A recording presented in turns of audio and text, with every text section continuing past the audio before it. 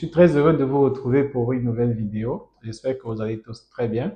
Nous allons parler de la victoire du Real Madrid sur la pelouse de Grenade et aussi de la victoire de Manchester City à Fulham. Et pour ceux qui ont parié sur la combinaison que j'avais proposée dans la vidéo du vendredi, alors elle est passée à 100%. Une fois de plus, un pari gagnant à 100%, laissez en commentaire. Donc n'hésitez pas à vous abonner également, à partager et liker bien évidemment si vous appréciez le contenu. Très régulièrement, je proposerai souvent en fait des combinaisons de matchs pour ceux qui seront intéressés. Le Real emporte 4 buts à 0 sur la pelouse de Grenade. C'est vraiment dommage et triste pour Grenade, on va dire. Parce qu'avant la rencontre, ils espéraient encore se maintenir, ils avaient des espoirs. Mais un peu plus tôt, très tôt en fait, on va dire, très tôt aujourd'hui, il y a un match bien avant, je pense, c'est celui de Mallorca qui se jouait, si je me trompe. Et le résultat en question a scellé le sort de Grenade totalement, qui a été officiellement relégué en deuxième division avant même que la rencontre ne se joue face à Madrid. Donc, les Madrilènes ont mis, comme on attendait en tout cas, Ancelotti, il a fait jouer l'équipe bis, entre autres, à savoir les remplaçants. Il a donné du temps de jeu aussi à ceux-là qui n'en avaient plus beaucoup. Bien évidemment, on a profité également de l'occasion pour redonner encore du temps de jeu, une nouvelle titularisation à Courtois au goal afin de pouvoir redoubler les rencontres et retrouver de très très bonnes sensations. Et on va dire Militao également, qui cette fois-ci a commencé à l'axe avec Rudiger, pour que lui également puisse retrouver des bonnes sensations. Donc, très bon match dans l'ensemble. On n'aurait pas dit que c'était une équipe B. Le match était propre, tranquille. Et voilà quoi, le 5 avec un clean sheet également par après. Bon, homme du match, que dire, que dire. Le week-end dernier, c'était déjà le cas. Et ce week-end, encore une fois de plus, Brahim Diaz. Brahim Diaz, il arrive à claquer un doublé. Et en plus de cela, passe décisive aussi par après. Très bon match de Brahim une fois de plus. Très, très bon match. Vraiment, je suis un tout petit peu triste parce que si l'arrivée d'Mbappé est confirmée, je pense que ce sera le cas.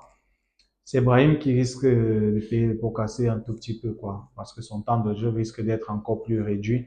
Mais de toutes les façons, qu'il continue à travailler comme il a si bien fait depuis le début de saison. Et s'il reste dans cette continuité, je pense qu'il va falloir compter encore plus sur lui la saison prochaine. Donc, très bon match de Brahim. Franchement, le but qu'il met, top, comme d'habitude, on va dire. Cette fois-ci, il n'a pas essayé de l'envelopper au second poteau. Il a fermé le pied et puis il a mis la balle en fait au premier poteau. Très bon but pour lui. Ada Güler, il marque encore son troisième but en Ligue à cette saison. Et franchement, le petit, ça, ça promet en fait. Ça promet énormément. Vivement qu'il puisse avoir beaucoup plus de temps de jeu, beaucoup plus de responsabilités également dans le turnover dès la saison prochaine.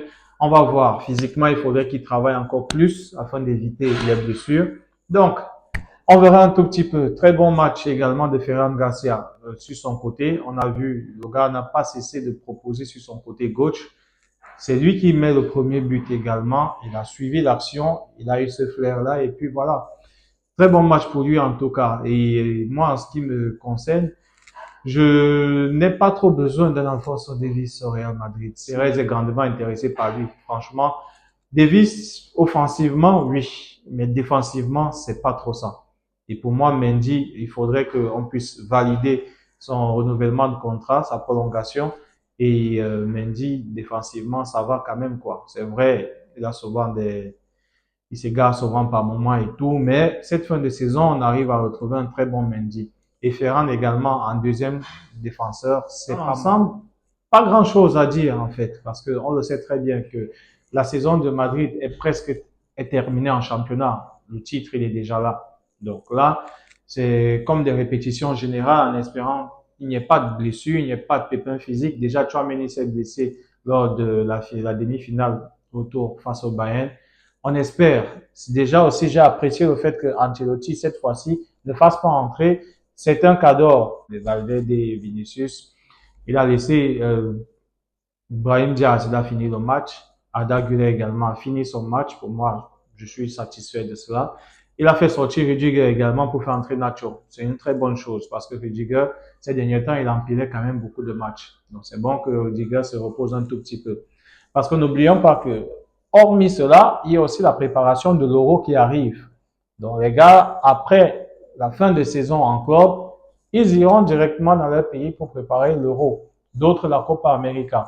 Et après cela, la pré-saison, ils vont commencer une nouvelle saison. Ce ne sera pas évident du tout. Donc, quelqu'un comme Bellingham, il va falloir franchement le ménager énormément pour qu'il arrive à la finale face à Dortmund de la meilleure des façons, dans les meilleures conditions et pour qu'il puisse retrouver l'équipe nationale aussi par après dans de très bonnes conditions. Donc, les amis, c'est un tout petit peu ce que moi j'avais à dire par rapport à la victoire du Real. Soit passer cela, on va arriver donc au match qui a opposé Fulham à Manchester City. Moi, je l'avais déjà prédit. Ceux qui ont suivi la vidéo du vendredi, quand je présentais les 3 matchs à suivre ce week-end, le premier de ces matchs, c'était donc celui de Manchester City. Et en termes de pronostic, j'avais dit pour une sécurité, au moins 1,5 but de Manchester City. Et pour les plus audacieux, d'aller au moins à 2,5 buts. Manchester, ils ont fait mieux que ça. Les gars, ils ont claqué 4 buts carrément, quoi. Donc, les Mancuniens ont toujours leur destin entre leurs mains. Parce qu'avec cela, avec cette victoire, ils mettent temporairement la pression sur les Gunners qui joueront demain sur la pelouse de Manchester United. Donc, ils reprennent la première place. Bien sûr, tout le monde le sait, ils ont toujours un match en retard. Le match en retard, ce sera face à Tottenham la semaine prochaine. Donc, les Mancuniens ont toujours le destin entre leurs mains. Et on arrive toujours à constater cela dans les équipes de Pep Guardiola. La fin de saison, les gars, ils sont comme un rouleau compresseur. Les gars, ils ont cette expérience-là. Ils ne lâchent pas. Et c'est à ce moment-là que des gens comme Arsenal et Liverpool, ils ont lâché. Ça fait peut-être 3 semaines ou 4, le week-end où Arsenal et puis Liverpool, les gars ont fait des faux pas. Chacun à domicile, carrément. Manchester City, et ils ne font plus de faux pas. Ça, c'est fini. Ne comptez plus sur eux pour pouvoir faire des faux pas. Personnellement, le match piège, ça va être le match en retard en question face à Tottenham. Parce que Tottenham, quand même, les Spurs, ils jouent pour une qualification aussi en Europe. Donc maintenant, les Spurs, ces derniers temps, c'est pas trop ça. En regardant le match des Spurs aujourd'hui, c'était pas très reluisant, quoi, face à Burnley qui joue pour sa survie. Parce que moi, j'ai suivi le match des Spurs, étant donné que les Spurs étaient dans le ticket, en fait, dans le pronostic que j'ai donné par rapport au match sûr de ce week-end concernant la cote de 2. Donc, j'ai suivi le match des Spurs. C'était pas très beau à voir et en fonction de ce que j'ai vu, je ne pense pas trop que cette équipe pourra retenir Manchester City. Mais de toutes les façons, félicitations aux hommes de Pep Guardiola. Félicitations aux hommes de Pep Guardiola. Alan n'a pas grandement pesé aujourd'hui, mais toujours est-il qu'Alvarez, il a mis son penalty, doublé de Vardiol ou bien Guardiol. Excusez-moi pour la prononciation. Donc, doublé de défenseur, franchement, il fallait oser, quoi. Il fallait oser. Donc, les Citizens mettent la pression, comme je l'avais déjà dit, sur les Gunners qui joueront demain. Donc, je vais revenir prochainement pour un débrief après la rencontre qui va opposer Manchester United à Arsenal. Le pronostic de la rencontre en question a déjà été donné dans la vidéo postée le vendredi. Donc, pour ceux-là qui viennent d'arriver, vous pouvez juste regarder la vidéo du vendredi. Vous aurez le pronostic que j'ai présenté par rapport à la rencontre en question.